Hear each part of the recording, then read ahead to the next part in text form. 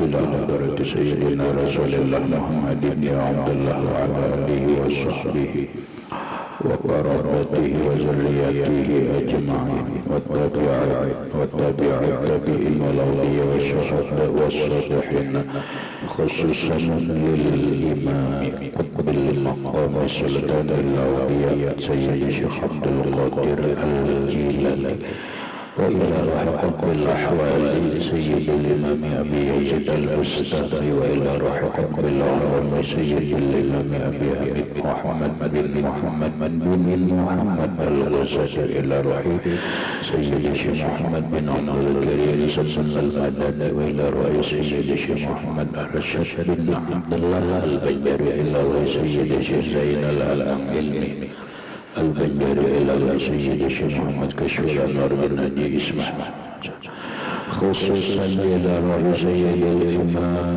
يحيى بن شرف النووي، إلى سيد الإمام شيخ عبد الرحمن بن أبي بكر جلال الدين السيوطي، وإلى رئيس سيد الإمام شيخ عبد الله الشعراني، وإلى سيد الإمام شيخ بن المالك، إلى سيد الإمام سيد بكر بن محمد شتى المكي، وإلى سيد الإمام نصر بن محمد بن إبراهيم السمرقندي، وإلى سيد الإمام شيخ محمد نواوي بن عمر البنتني، ولأرواح أهل سندنا المتصل إليهم، وخصوصا إلى روح سيدي ومرشدي ومربي الروح سيدي الشيخ محمد زين بن عبد الغني البنجري، إلى أرواح جميع مشايخنا ومشايخ من الله الكريم يتغشاهم بالرحمة والمغفرة ويعلي درجات بالجنة،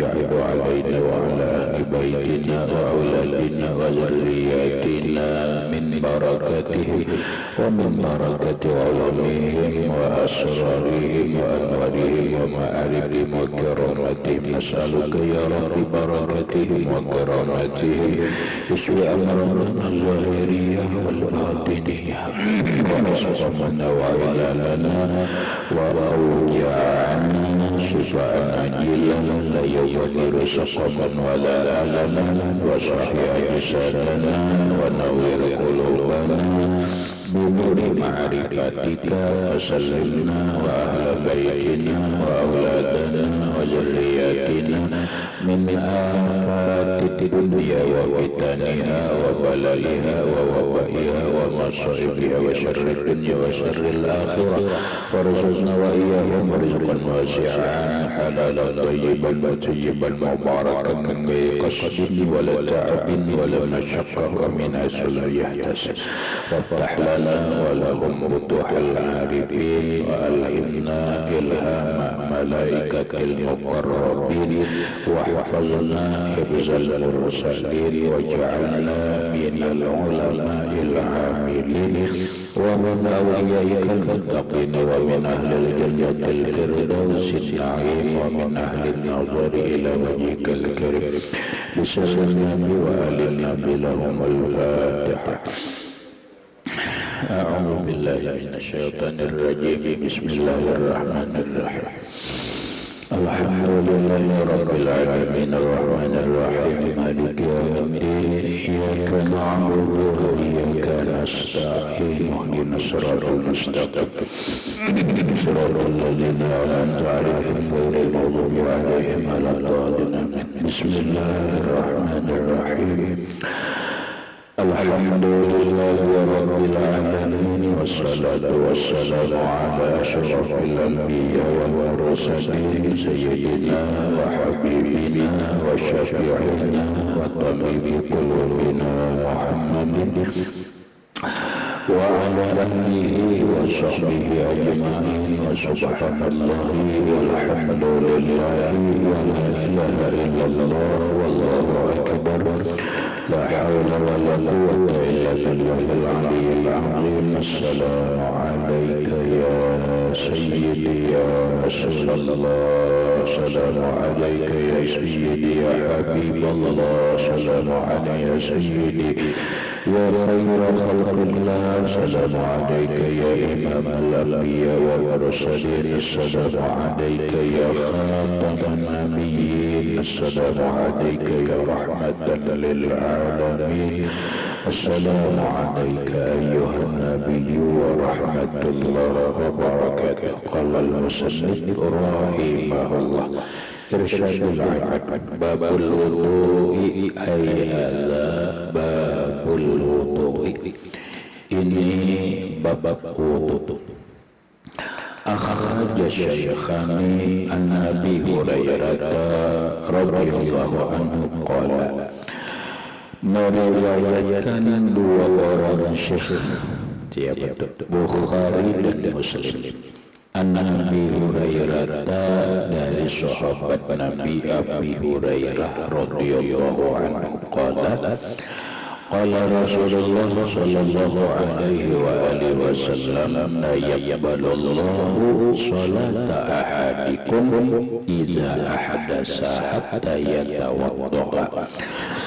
La yaqbalullahu tidak menerima oleh Allah salata ahadikum sembahyang seseorang kalian iza ahdasa apabila berhadas hatta yatawadda kecuali dia berwudu. Penjelasannya hadis riwayat Imam Bukhari dan Muslim. Akhraja Syaikhan meriwayatkan Imam Bukhari dan Imam Muslim. Itu istilah dalam ilmu hadis. Bila Syaikhan itu kan dua guru adalah Syaikhan dalam ilmu hadis itu Bukhari dan Muslim. Syaikhan dalam kitab fikih itu Imam Nawawi dan Imam Rafi'i. Syaikhan dalam sahabat itu adalah Sayyiduna Abu Bakar Siddiq dan Sayyiduna Umar bin Khattab radhiyallahu anhu.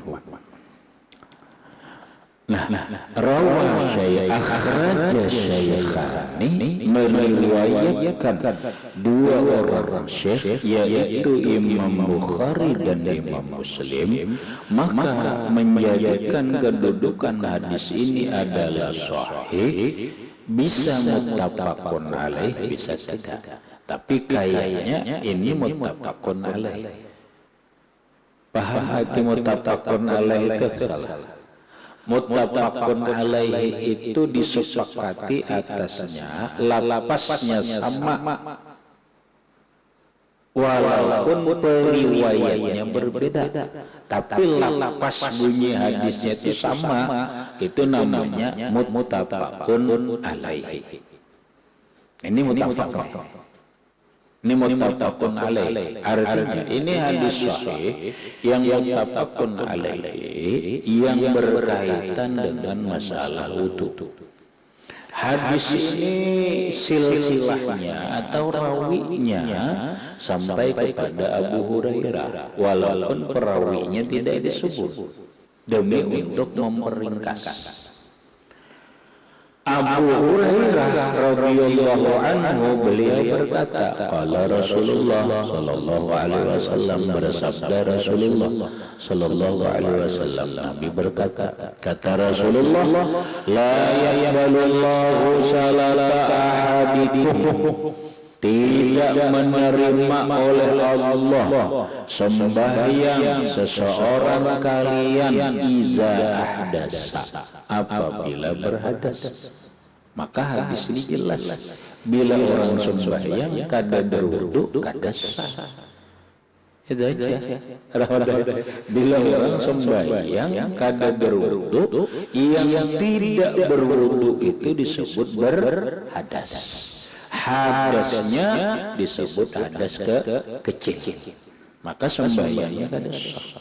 nang kayak apapun, siapapun, sehebat apapun sembahyangnya, sekhusus apapun sembahyangnya, kalau dalam keadaan berhadas layak balullah Allah kada dari. Berarti berwudu ini bagian daripada syarat sahnya dan diterimanya sembahyang.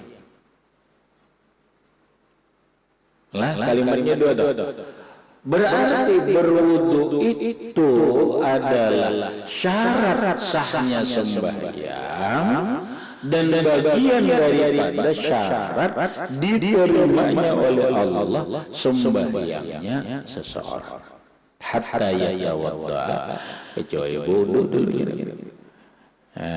Jadi sembahyang itu kada wudu secara hukum asal dulu. Nah kecuali ada ini ya itu biasa lah. Itu biasa. Karena hukum memang begitu deh. Begini. Tapi kan ada rinciannya begini. Kenapa? Karena ada yang disebut dengan hawaditsus zaman atau hadisus syakhsi. Ada kejadian waktu, ada kejadian terhadap diri seseorang. Maka kejadian waktu, keadaan itu dan kejadian seseorang itu bisa menjadi berubahnya ketetapan hukum. Paham? Hukum asal memang begini. Tapi karena ada kejadian waktu atau kejadian kejadian seseorang, maka bisa saja hukum berubah. Nang tadinya boleh aja kada berwudu, sekarang boleh kada berwudu. Kenapa? Keadaannya darurat. Nah makanya nih biar dipahami dalam aturan hukum itu ri'ai al-hukmu yataghayyar. Hukum itu bisa berubah. Lagi hukum itu bisa berubah. Al-hukmu yataghayyar, hukum itu bisa berubah bitaghayyuril ashkhasi wal azman, dengan berubahnya kondisi seseorang dan dengan berubahnya keadaan. Dulu hukumnya begini, tapi karena sudah keadaannya kada memungkinkan, hukum berubah. Itulah yang disebut rahmatnya dalam dunia keilmuan yang namanya hukum itu elastis. Nah itu bahasa orang akademisi artinya apalah. Bahasa orang dunia intelektual. Hukum itu elastis. Kada kaku, hukum itu bisa berubah-ubah, bisa kene. Lah. Hukum dasar bisa berubah. Apalagi hanya sekedar fatwa ulama aja. Fatwa ulama bisa berubah. Hari ini ulama berfatwa ini, mungkin besok fatwanya bisa berubah. Karena apa? Karena keadaannya sudah berubah. Maka bagi kita penuntut ilmu harus memahami dasar hukum, harus memahami kejadian keadaan perubahan zaman. Dulu KB itu kan boleh oleh para ulama. Belakangan ujar ulama boleh KB. Kenapa? Keadaannya berubah. Nah ini kita harus bisa mencermati keadaan itu secara luas, keadaan ilmu teknologi. Paham? Keadaan ini dan itu. Makanya sekarang ini jadi permasalahan. Benar. Karena teknologi canggih itu jadi permasalahan. Sekarang ini jadi permasalahan dalam hukum fikih, walaupun sudah ada perangkat hukumnya. Nampak orang jual beli melalui apa? Melalui media sosial. Kayak apa? Orang jual beli rahmatnya kadada orangnya pembeli penjualnya kadada pakai alat berat. Orang jual beli kada pakai duit, pakai kartu aja kayak apa? Macam-macam itu karena itu ngarannya dia perubahan zaman. Maka seorang yang ahli fikih harus mengikuti perubahan zaman ini agar bisa memahami hukum fikih. Berikut wa Abu Syaikhan an Ibni Mas'ud radhiyallahu anhu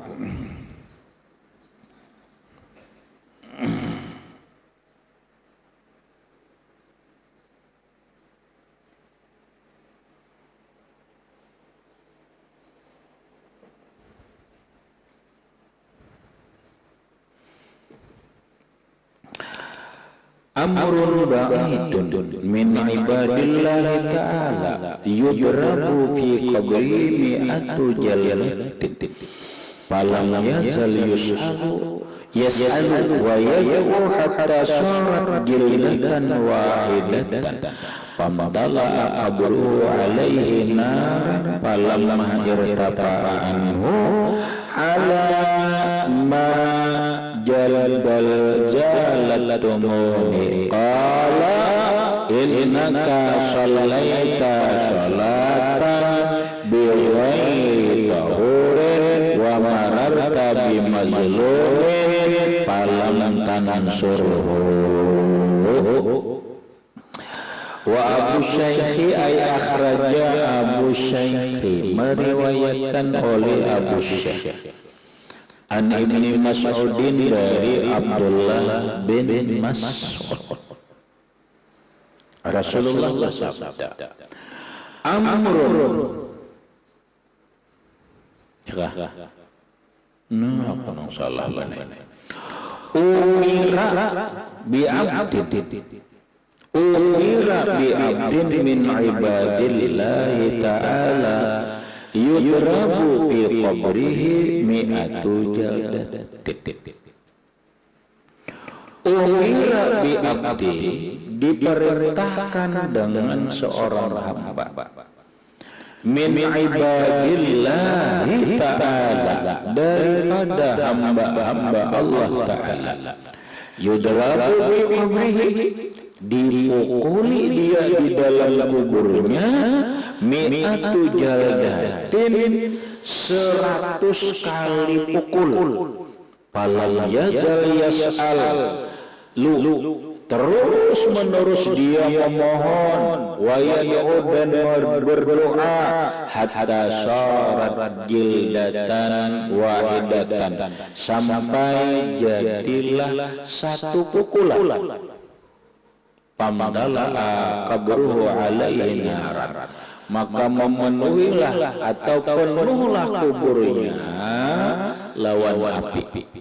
Falamma irtafa'anhu manakala sudah terangkat darinya qala alama jalatumuni atas alasan apa alama atas sebab apa jalatumuni kalian memukuli aku.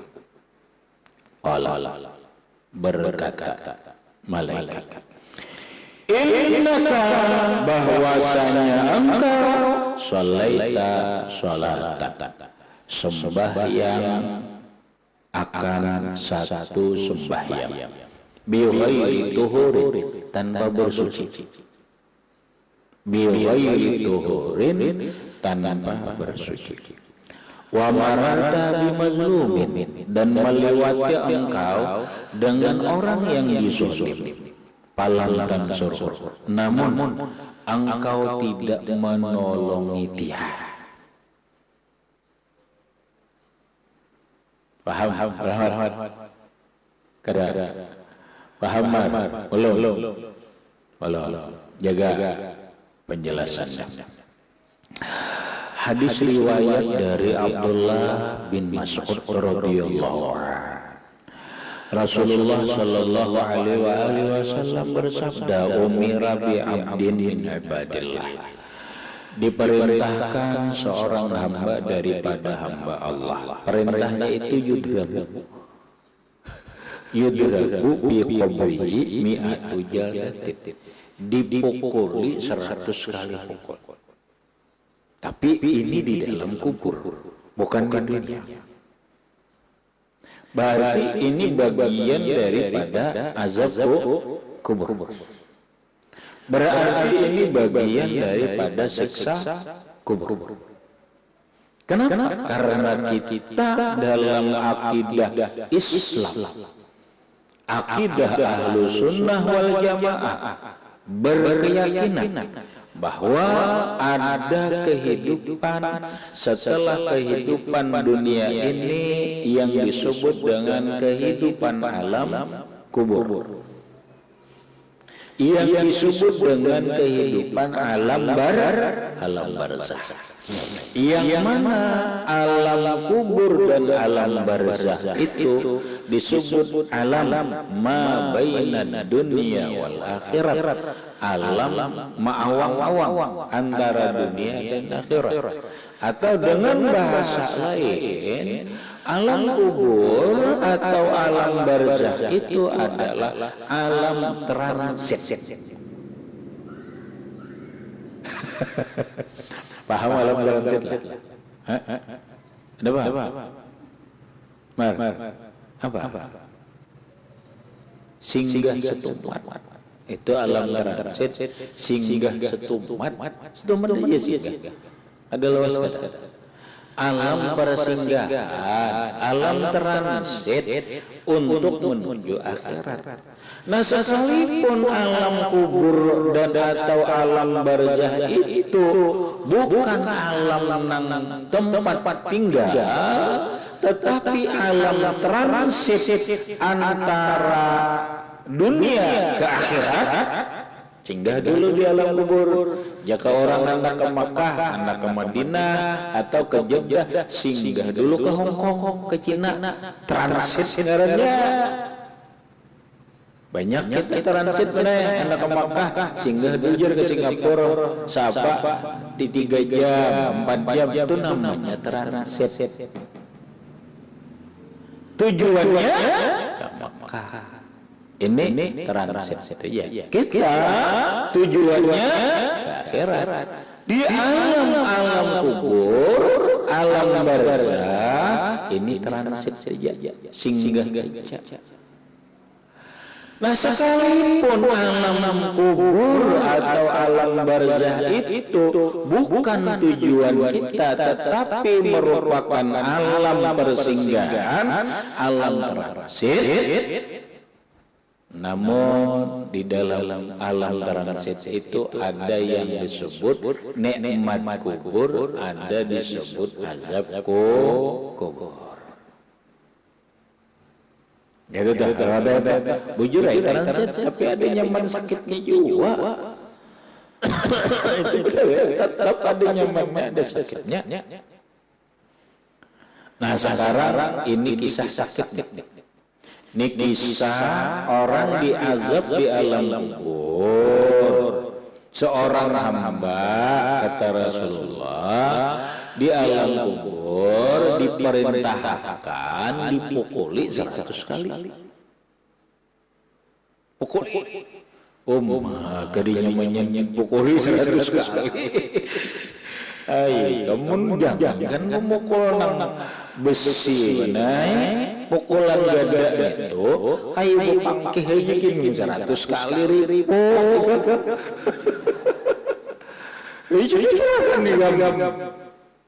Ini alat pukulnya gada. Gada bukan gada biasa. Nang memukulnya juga bukan kekanakan nang kayak ini. Nang nenek juga sakit. Sakit lagi kok. Sekarang memukul ini adalah munkar nakir. Ya Allah, pukul 100 kali. Bingung si hamba ini, bingung. Apa aku sampai dipukul 100 kali, lalu memohon falam yazal yas'alu wa yad'u. Senantiasa dia memohon dan berdoa supaya jangan dipukuli. Kenapa aku dipukuli? Kenapa aku ada dipukuli 200 kali pukul?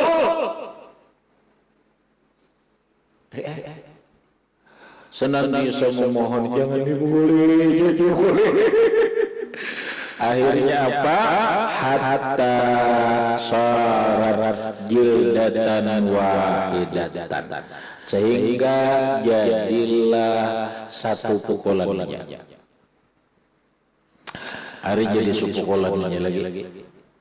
Ada ini hebat memohon.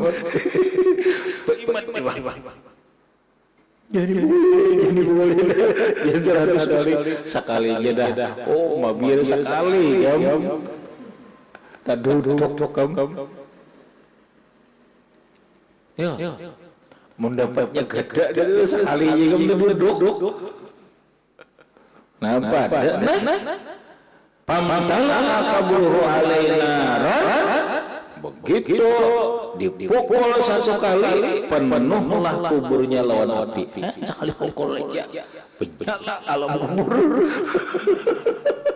Hari pukul lagi palamma irtapa'an, manakala sudah terangkat selesai anhu dari 1 kali pukulan. Bingungnya bertanya, alama jadal jalatum, kalian mau memukul aku, apa salahku? Alama jalatumuni,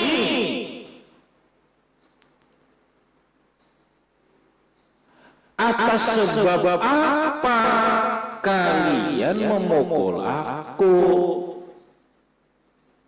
Allah berkata malaikat, ujar malaikat, innaka sholaita sholatan bi ghairi tuhurin.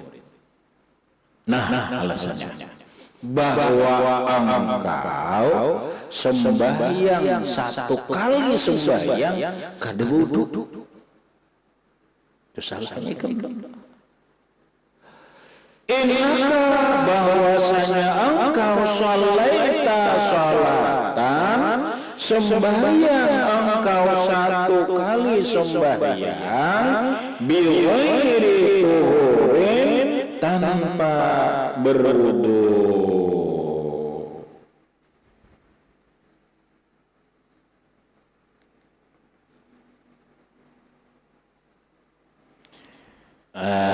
Ikam sembahyang ada wudu, bayang ada wudu, kenapa ya sembahyang jadi ada wudu?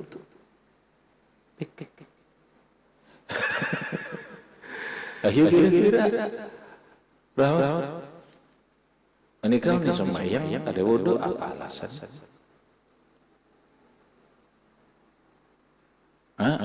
Adik. Jangan dipahami nih. Ini unsur kesengajaan mereka. Paham? Unsur kesengajaan sembahyang ada wudu, akal kan ini. Nimbang marah. Kemeramat selalu bodoh kan. Sembahyang bodoh loh. Kenapa ikam suatu hari sembahyang ada wudu? Pasti ada alasan loh. Ya kalau? Contoh, ikam bisa banget makal manusia, makal Allah Ta'ala. Contohnya kayak kamu sembahyang Jumat, maka di muka. Maka di muka, ulang di muka. Pas berdiri, anak sembahyang, anak-anak. Orang mau dilihat sembahyang. Cus. Ada banyak ada mendisirnya. Cus. Batal. Ya, menikam terjadi lah nikam ya. Ayo. Ini umpama terjadi lolikam kamu ya, betar sembahyang dah kali. Ayo, kayak apa kamu? Ya, wan, betar kami betar. Ayo, betar.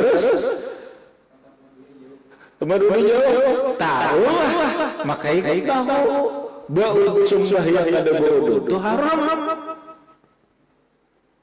Ayo, betarus.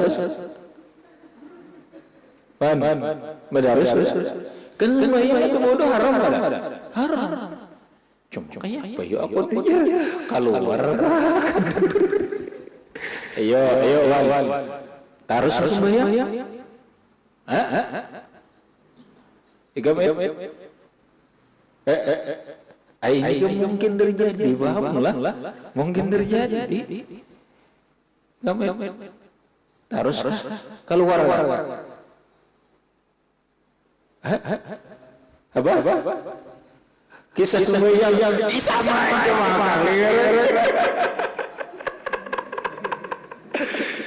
ini kamu sembahyang Jumat haram juga.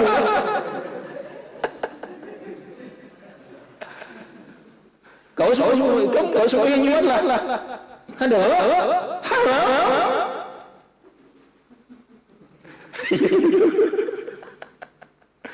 Ya, kamar ya, bener jadi maror. Ya, kamar.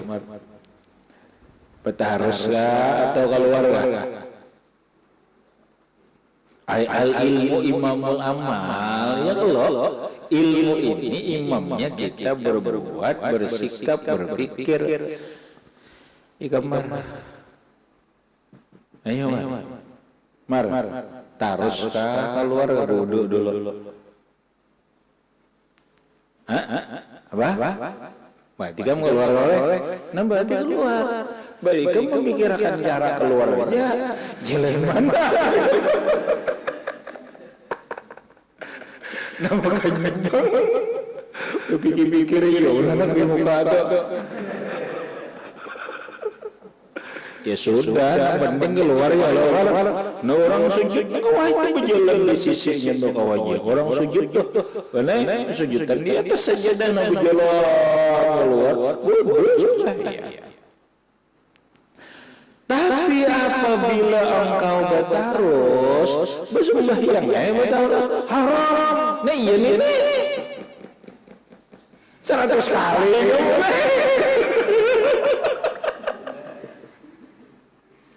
Paham lah. Kerisai kan jangan. Biar kita paham ceritanya. Namun kamu kikisahan. Dua kali salah ya kikisahan. Mana ada berjumaan, boleh Allah Ta'ala. Kisah saya kayak apa kau diboleh.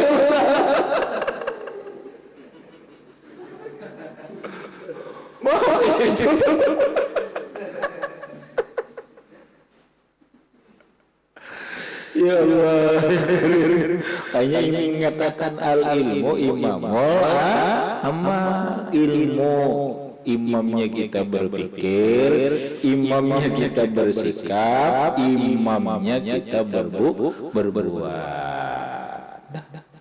Nah rupanya ini harus super nggak kuncir pasti disambuti orang-orang mikir ya kan itu begitu menurut besar sebuah batal bayangin ini innaka shalaita sholatan sesungguhnya engkau sembahyang akan satu sembahyang bighairi taurid kada suci. Nah ini akibatnya satu bahaya ya. Berikutnya wa marata bimazlumin, dan melewati engkau dengan orang yang dizalim palantan suruh, namun engkau tidak menolongi dia. Aneh haram. Kita inilah jika melewati orang itu dizalim wajib menolongi. tolong ini. Kayak apa contohnya? Contoh kamu jalan lalu melihat seseorang dipukuli orang. Orang ini kan ada salah, wajib kamu menolong.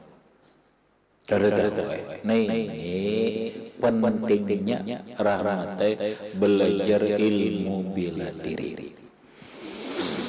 Kawan lincak aku jar kayak kau nolongi beku harus akan. Baik aku orang selamat aja.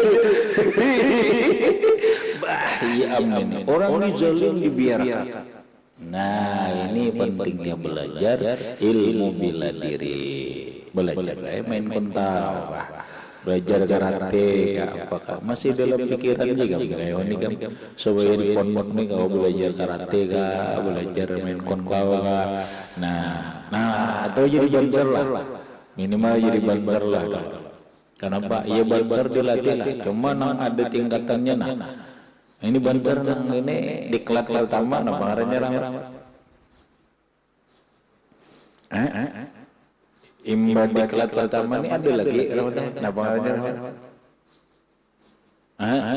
nah kayak ini kamu didikannya kamu kayak orang tentara bujur kayak orang tentara persis karena nang melatih sebagian seniornya sebagian tentara nang melatih makanya mau dibuat otot awak tega ada kawarin ya mau kedua di nolong juga parah awak aja gitu awan ini buka aja kalau kau nolongi ini pentingnya banser harus wani harus membela kebenaran kayak hadapi terus. Tapi ada modalnya dulu. Salah modal banser sudah mau penanggutan. Apalagi lawan hantu. Bahwan banser takut lawan hantu, aduh, ayo dipecat dia lagi. Jadi rumusnya, jik, boleh lawan hantu oleh banser. Boleh. Kamu tingkat berapa jik? Kat satu aja lah. Dua kali. Dua. Kenapa latihan ini? Iya latihannya apa? Iya latihannya. Aku tahu latihannya. Latihannya merayap apa? Iya kalau latihan fisik kalau. Oh iya kalau. Rawat aja. Oke, doang ini.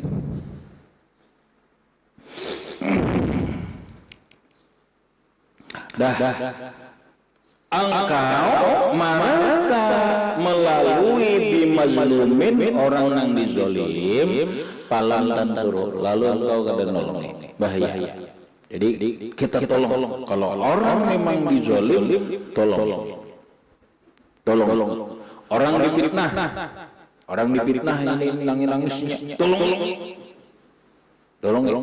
Makanya dalam hukum fikih menolong orang zalim itu hukumnya wajib. Orang yang dizalim itu hukumnya wajib. Sekalipun dengan berdusta. Berdustanya itu hukumnya wajib. Supaya orang yang dizalim ini selamat. Paham? Lah. Nah ini di pondok harus bisa. Harus ada bela dirinya lah, walaupun sampai sekarang belum ada. Kayaknya masih dalam pikiran. Habis. Wal Baihaqi an Salman iza tawadda al-abdu tahatat anhu junubuhu kama tahatat waraku hadhihi syajarati. Wal Baihaqi ay akhrajal Baihaqi meriwayatkan oleh Imam Baihaqi an Salman dari Salman Al-Farisi iza tawadda al-abdu apabila berwudu seorang hamba tahatat lunturlah anhu darinya atau guguranlah darinya zunubuhu akan dosa-dosanya, kama tahatat sebagaimana guguran waraqu hadhihi syajarati daun-daun ini pohon. Kita paham. Wal Baihaqi ay akhrajal Baihaqi meriwayatkan oleh Imam Baihaqi an Salman dari Salman al-Farisi. Rasulullah bersabda, iza tawadda al-abdu, apabila berwudu seorang hamba, yang mana berwudu itu membasuh muka, membasuh tangan, menyapu kepala, ya kan, menyapu telinga dan membasuh kaki. Tahatat anhu dzunubuhu, guguranlah darinya dosa-dosanya. Kama tahatat waraqu hadhihi syajarati, sebagaimana guguran daun-daun ini pohon. Nah, berarti begitu kita membasuh muha, maka guguranlah dosa nang di muha. Begitu kita membasuh tangan, maka guguranlah dosa yang di tangan. Begitu kita menyapu kepala, maka guguranlah dosa-dosa yang di kepala. Begitu kita menyapu telinga, guguranlah dosa-dosa yang di telinga. Begitu kita membasuh kaki, maka guguranlah dosa-dosa yang di kaki. Berarti kalau begini caranya, ada bandanya. Paham? Kan ada bandanya nih. Berarti yang disebut dosa ini ada bandanya. Karena ada seperti gugur. Seakan-akan bendanya ada di muka lalu guguran. Kan gitu pahamannya. Memang begitu. Ya hadisnya gini. Tinggal kita nang memahami sesuai dengan apa yang sudah dijelaskan oleh Rasulullah, apa yang dijelaskan oleh para ulama. Pertanyaannya itu dulu, apakah dosa itu berbekas, yang bekasnya itu ada bendanya? Bekas itu menjadikan benda. Terus saja. Ya.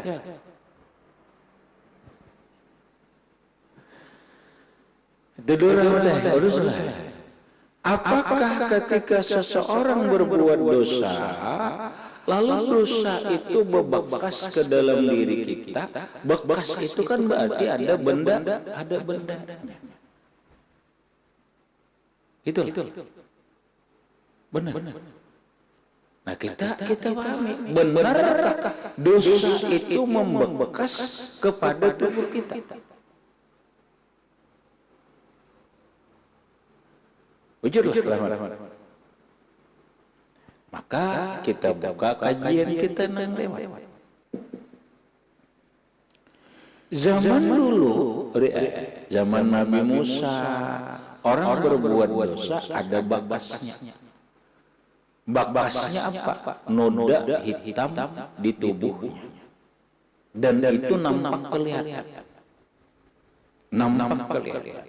Sehingga di zaman Nabi Musa itu, orang apabila berbuat dosa umpamanya mencuri, ketahuan padanya mencuri karena bekasnya ketahuan, tangan umpamanya hilang. Orang apabila berbuat dosa umpama dosanya adalah selalu memandang wanita, maka mukanya bercak-bercak hitam. Ada bekasnya, ketahuan orang. Oh, ini berbuat dosa. Itu zaman dulu. Ada kita boleh cerita? Ada. Berarti dosa itu ada bekasnya. Bekasnya itu ada benda. Ya, biar paham. Lalu Allah Subhanahu wa taala dengan sifat Rahman dan Rahimnya, pengasih dan penyayangnya yang dicurahkan Allah kepada Rasulullah kena kepada umatnya, Allah tidak ingin membuat malu Rasulullah. Kalau bekas dosa itu membekas kepada umat Rasulullah, supannya pang Rasulullah, Muhammad, menangkililah umat Muhammad, yat ini penzina, umat ini pemabuk, ketahuan. Supannya bagaikan seorang ibu dan bapak malu kalau ketahuan anaknya berbuat jelek dan berbuat jahat. Allah tidak mau membuat malu Rasulullah. Satu. Yang kedua, Allah tidak mau bikin malu kepada umatnya Rasulullah. Kenapa? Karena kalau umatnya Rasulullah malu, hati Rasulullah sedih. Paham? Kalau tadi kan langsung ke Rasulullah, ini hati Rasulullah sedih melihat umatnya begini. Allah tidak mau bikin Rasulullah begitu. Pada akhirnya noda hitam itu tetap membekas, tetapi kadang kelihatan orang. Paham? Nah, makanya di dalam tasawuf dosa itu disebut apa? Ada yang paham? Di dalam tasawuf dosa itu disebut apa? Zulmatun. Dosa itu disebut kegelapan.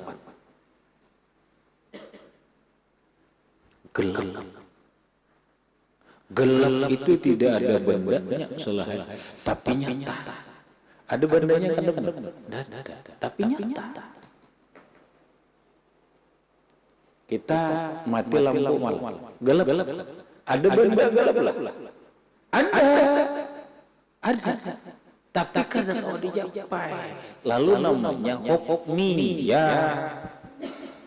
Gelap itu ada, gelap itu nyata, tapi bendanya tidak bisa diraba. Ini dosa. Inilah dosa. Maka apabila orang berdosa, mukanya gelap, tangannya gelap, kakinya gelap, zulmah.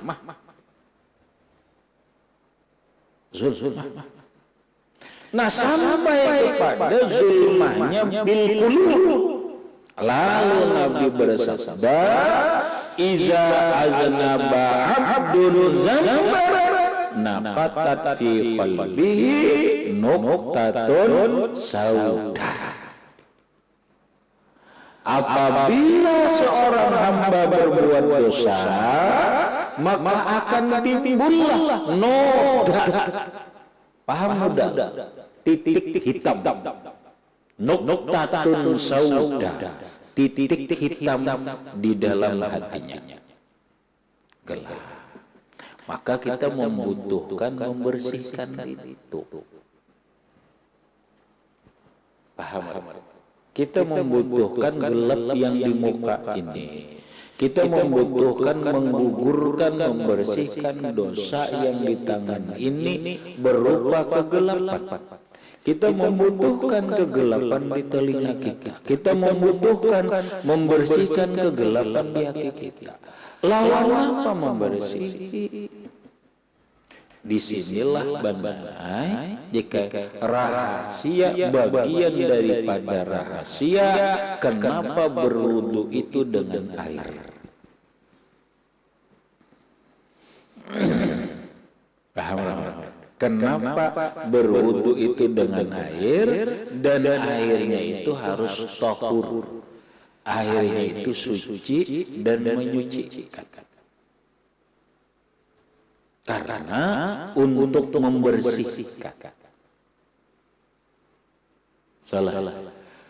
Karena air itu punya kekuatan lebih hebat daripada batu, daripada besi. Kita sudah belajar kalau napa yang paling kuat di alam dunia ini apa? Himmah. Tapi ada secara benda kuat itu adalah air. Jika orang bertanya, rahmatnya, mana kuat antara banyu dengan batu? Kuat batu, kuat air daripada batu. Mana lebih kuat air dengan baja, besi baja, kuat air daripada besi baja. Kita buktikan. Baja tidak bisa menghancurkan air. Air bisa membelah baja. Batu tidak bisa meruntuhkan gunung.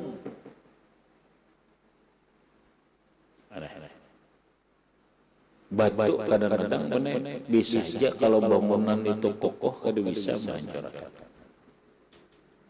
Batu tidak bisa menghancurkan air, tapi air bisa menghancurkan batu. Lemah tapi kuat. Ini yang penting lemah lembut aja tapi kuat.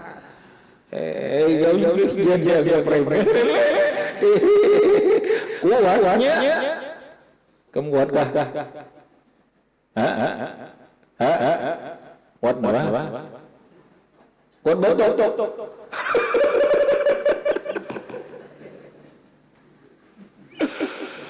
Lah biar paham ini rahasia. Ternyata kekuatan air itu makanya banjir apa aja hancur kalau tsunami itu hancur. Itulah kuatnya. Ternyata kekuatan air itu selahai menembus hal-hal yang tidak bisa ditembus benda apa-apa. Tapi air bisa menembus. Kau ambil contoh. Galas itu galas. Buat angin kalau menembus kaca gelas tidak bisa. Tapi kalau banyu bisa. Buktinya es. Yalah. Ikam minum es. Kenapa di luarnya basah? Ya. Berarti namanya air itu punya kekuatan menembus kehalusan kaca ini. Paham? Nah, maka oleh Allah Subhanahu wa taala air dibikin untuk bersuci daripada hadas kecil dan besar karena air bisa membersihkan noda-noda yang tidak terlihat oleh mata asal air itu tahur atau mutlak dirinya suci lalu bisa mensucikan orang lain. Kalau airnya mutanajis air mustakmal pun tidak bisa. Kenapa? Karena air mustakmal tidak punya kekuatan, dirinya sudah berubah. Yalah, air mustakmal itu kan berubah. Ahadu ausa fihi, salah satu sifatnya berubah warnanya, berubah rasanya, berubah bau, berarti nggak ada kuat lagi.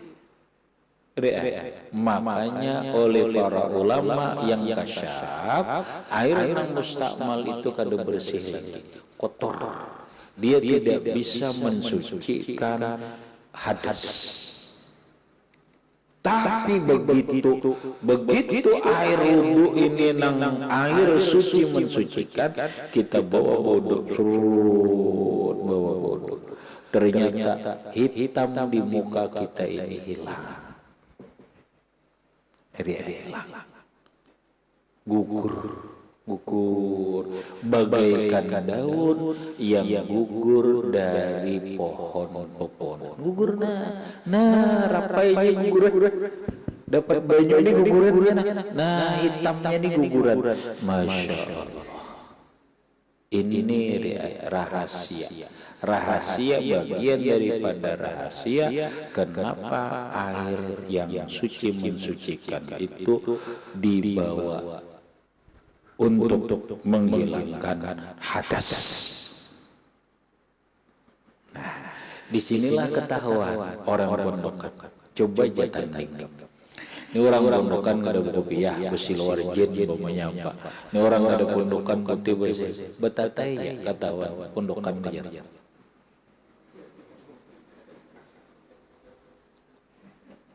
Pondokan aja. Mereka tahu benar. Di mana tahu ya? Iya kata apa? Di mana tahu? Mohanya jar bersih. Oh. Iya kata. Mar. Lain. Tanding aja Zaid lawan tanding nih lain. Hewan lain rupanya nyata lain.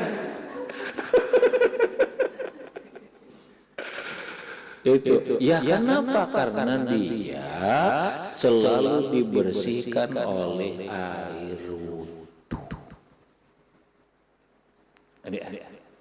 Nah bersihnya ini benar ajaib lagi, bukan hanya dosa yang di muka ini guguran, tetapi noda yang di dalam hati ini gugur juga.